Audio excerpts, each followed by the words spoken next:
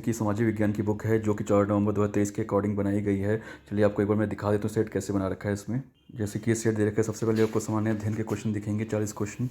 उसके बाद आपको में सीटेट अपियरिंग को मौका मिला था जिससे कैंडिडेट काफ़ी खुश थे, लेकिन जब बीपीएससी टीआई 2 में उनको मौका नहीं मिल रहा है तो काफ़ी प्रदर्शन कर रहे हैं, अपनी हक की लड़ाई लड़ रहे हैं। उनका कहना है साफ तौर पे कि हमें जब पहले एग्जाम में मौका मिला तो दूसरे में क्यों नहीं मिल रहा है। ये सब तमाम मुद्दों पर बात करने के लिए हमारे साथ जुड़े हुए माले विधायक। सर, क्या कहेंगे? बीपीएससी टीआई 1 में उन्हें मौका मिला था और अब वो गांधी मैदान में प्रदर्शन कर रहे हैं, हर जगह जा जाकर बोल रहे हैं कि जब पहली बार में हमको मौका मिला तो दूसरी बार में हमें मौका क्यों नहीं मिल रहा है। नहीं, उनको मौका नहीं मिला। उस समय के जो अपियरिंग थे उनको मौका मिला। जी। तो उस समय भी आप अपियरिंग थे, अभी भी आप अपियरिंग, ऐसा तो है नहीं। तो ये नया फ्रेश चीज़ें हैं। देखिए, हम खुद ही चाहते हैं कि सीटेट अपियरिंग को मौका मिले, और मौका इसलिए मिले ताकि जब प्रतियोगिता में ज़्यादा संख्या में छात्र आएंगे तो जो रिजल्ट होगा उसमें क्वालिटी का इजाफा होगा, कट ऑफ ज़्यादा जाएगा। तो ज़्यादा संख्या में इसलिए लोग आएंगे तो कोई दिक्कत नहीं है। लेकिन सरकार, ये मांग मैंने विधानसभा में भी उठाई और मैंने माननीय मंत्री जी से मुलाकात करके बात भी की इस मसले पे। लेकिन मामला कहाँ फंसा हुआ है? मामला ये फंसा हुआ है कि सीटेट का जो परीक्षा होना है वो फरवरी में उसका रिजल्ट आएगा, लेकिन जो टीआरई 2 होना है वो दिसंबर में ही कंप्लीट होना है।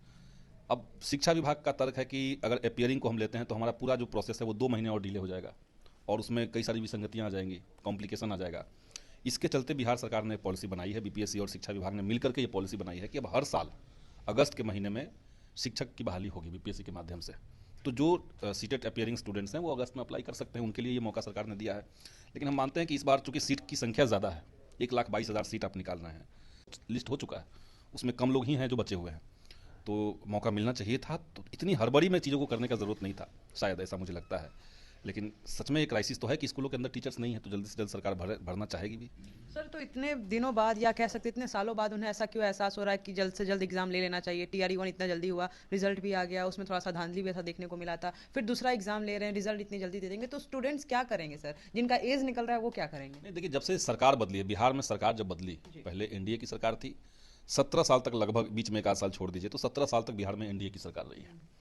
और उस बीच में एजुकेशन प्राथमिकता में सबसे निचले पायदान पर हुआ करता था। लेकिन जब महागठबंधन की सरकार आई तो हम लोगों ने ये प्रयास किया कि एजुकेशन को एकदम ऊपर लाया जाए। और उस समय से आपको लग रहा है कि ये अचानक से बहाली हुई, अचानक से बहाली नहीं हुई। इसके लिए नियमावली में 2-3 बार संशोधन करना पड़ा। तो नियमावली तैयार करना, उसको, उसका ड्राफ्ट दिखाना लोगों को, उसमें संशोधन करना, ये सब प्रोसेस करते करते यहाँ तक आया कि चूंकि समय कम है, आप समझ लीजिए कि जब तक शिक्षक बहाल नहीं है तब तक बिहार के करोड़ों बच्चे हैं जो बगैर टीचर के स्कूलों में जाकर के पढ़ाई कर रहे हैं। तो इसलिए शिक्षक की बहाली तो ज़रूरी थी, जल्द से जल्द बहाली होती, ये भी ज़रूरी थी। लेकिन जल्दी की बहाली का मतलब ये कतई नहीं हो सकता है कि बहाली की प्रक्रिया में नेचुरल जस्टिस का अवहेलना हो जाए।